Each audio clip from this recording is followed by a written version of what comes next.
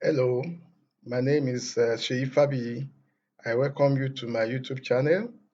Today, at this lecture 31, we are looking at how you can use GIS and some other journey tools to do resettlement action plan.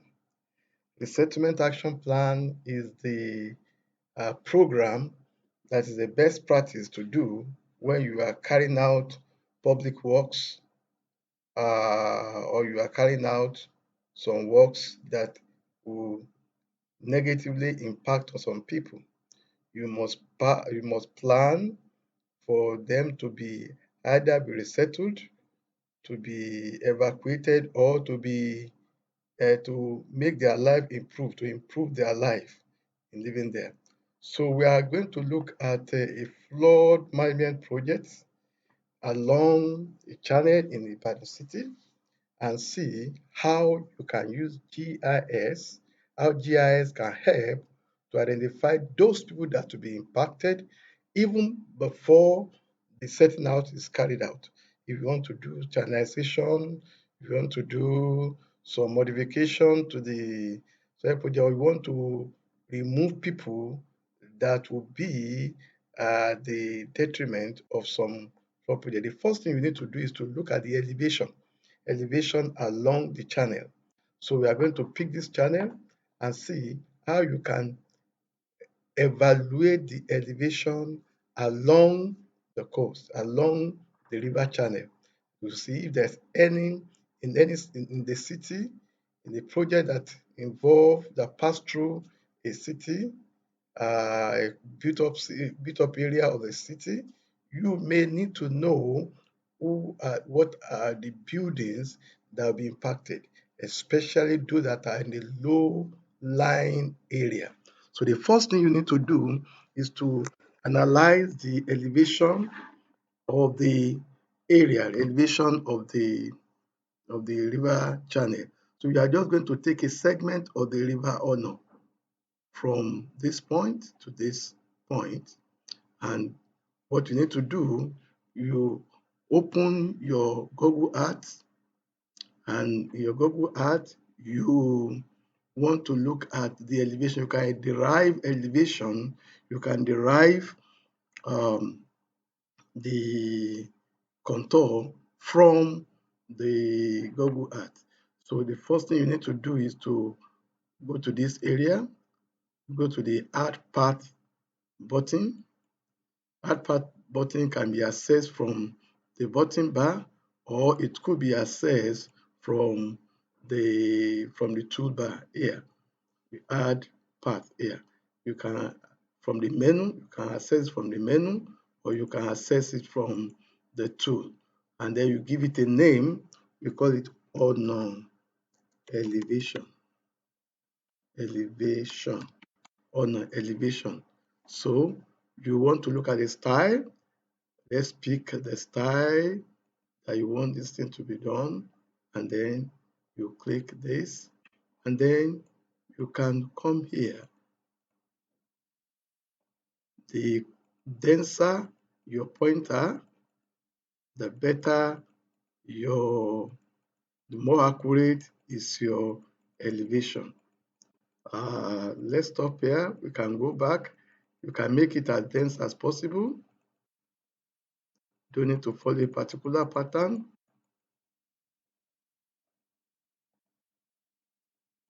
What we want to do is that we want to check the elevation on this area, and we can overlay it on top of buildings so that we can see what buildings are in a low-lying area of the channel. So when you are done, you double-click to stop digitizing, and you click OK. When you click OK, it brings it here. You have all your elevation here.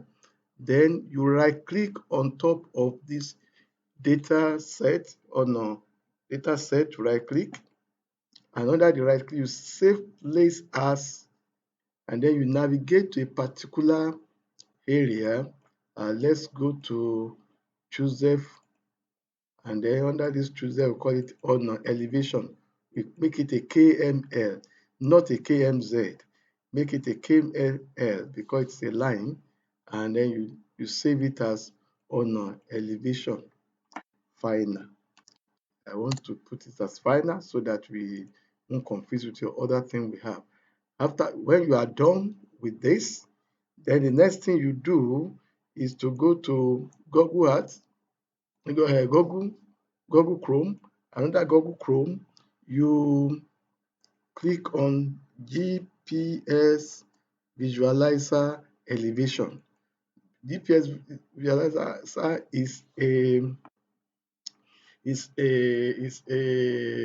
an open source data set that allow you to convert data from GPS to different convert allow you to convert data from different format to another format. But we have to add there's a GPS plane, there's a GPS visualizer elevation, which one that add elevation.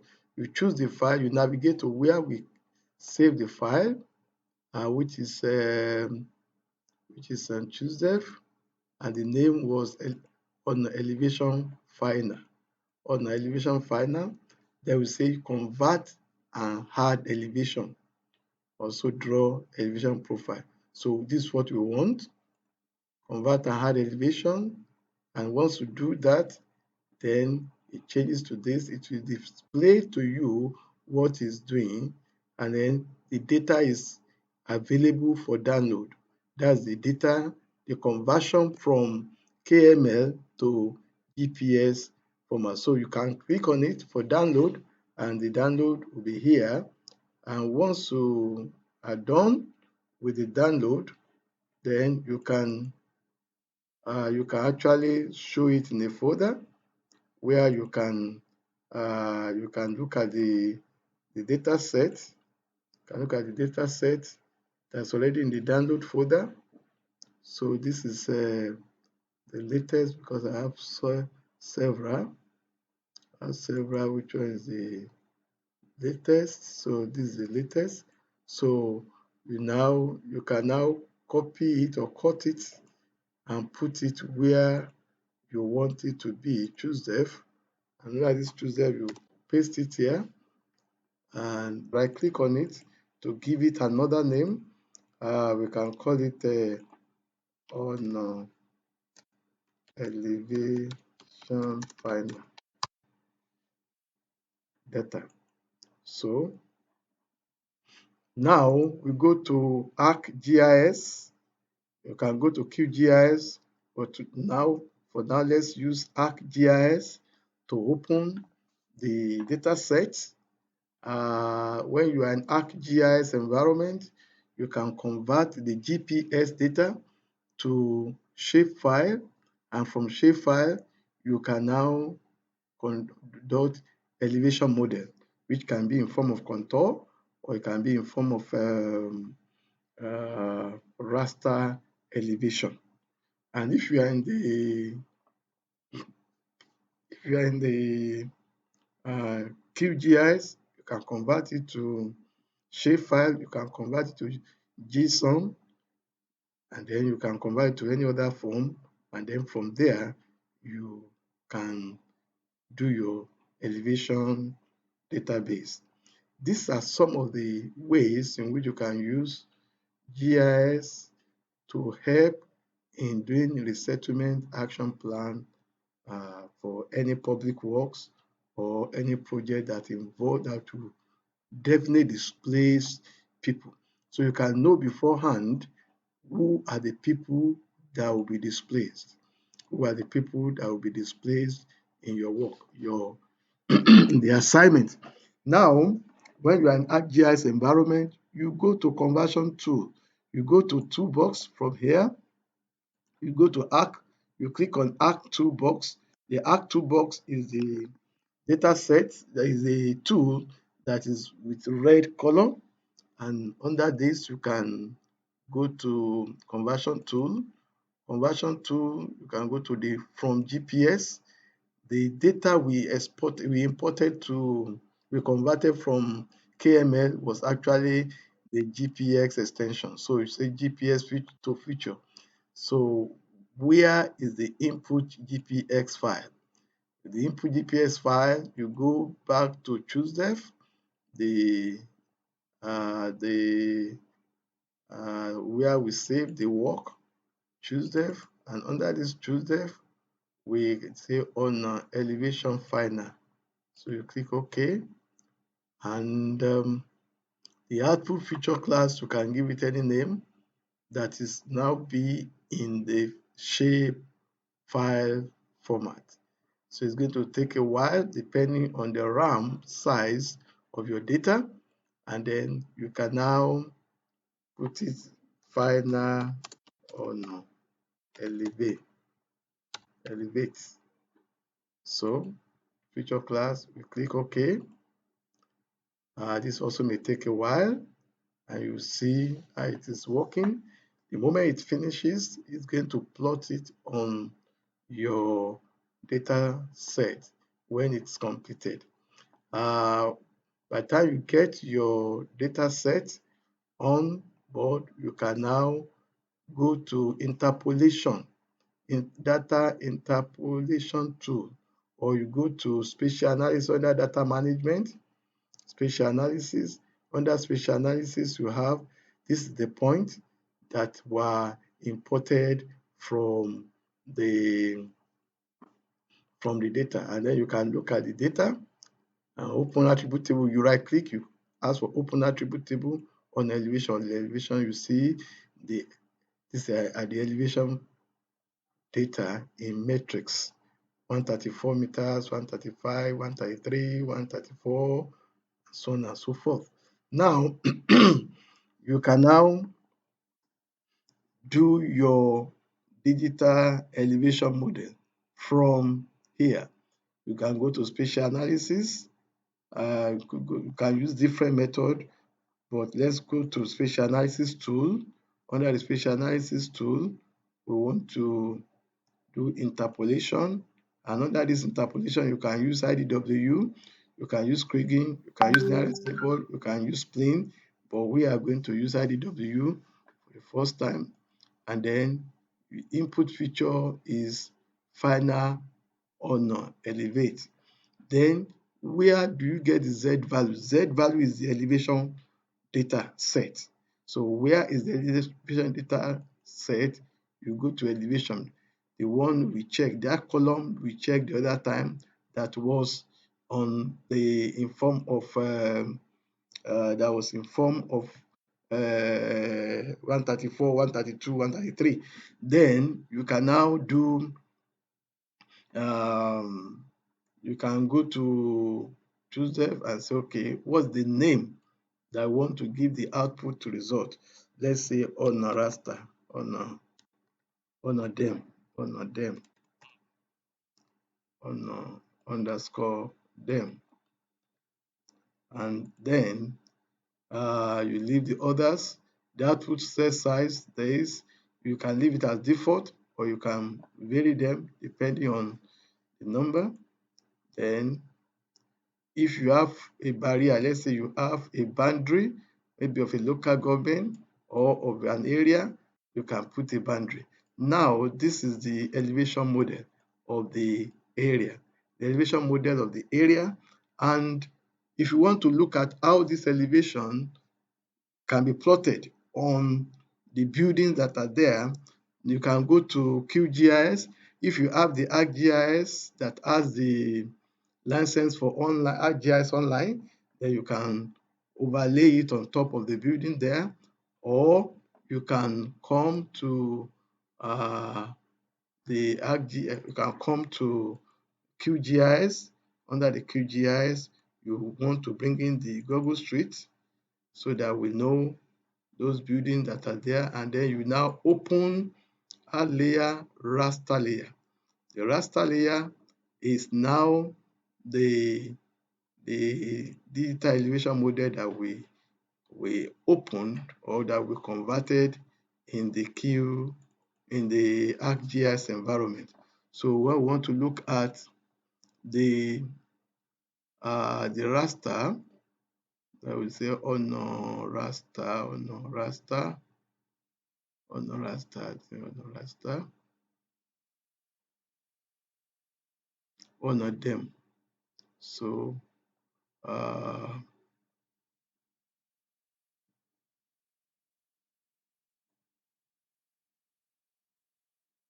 okay, that we need to first convert the honor them to TIFF so that we can open it easily in other format. Honor them is, so we want to convert it to TIFF and say honor them one. So yeah, so we can now open this honor them TIFF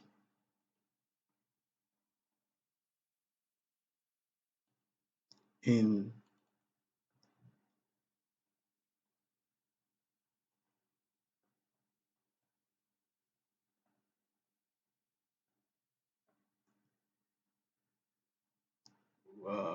where is honor them 12. We go back to be sure that we have our data.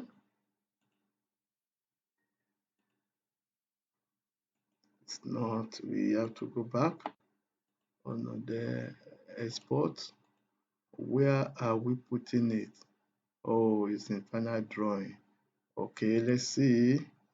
Let's go back to, because we forgot where it put it. FMP 21. Okay, let's check it modified. Final drawing. Final drawing. Okay, yeah, one of them. This is the data.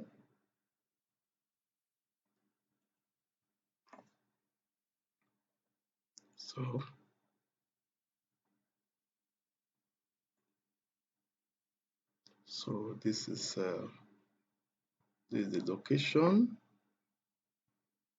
Let's see Google satellite. Yep. So now Google satellite, we can see how on overlay on top of this. So you can see you can check the location, and then if you want to produce contour, you can have contour, which the same way, the same method that we use for this, you can use it for the contour, and then you can overlay so that you know what are the buildings that fall within different elevation type under the something. So you see the buildings that are within the very low range of Honor River. You can change the symbology, unique values, uh, change the color.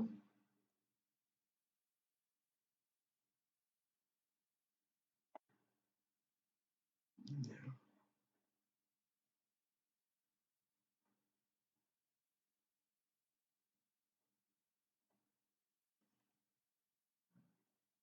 So that is how you get this, and you are sure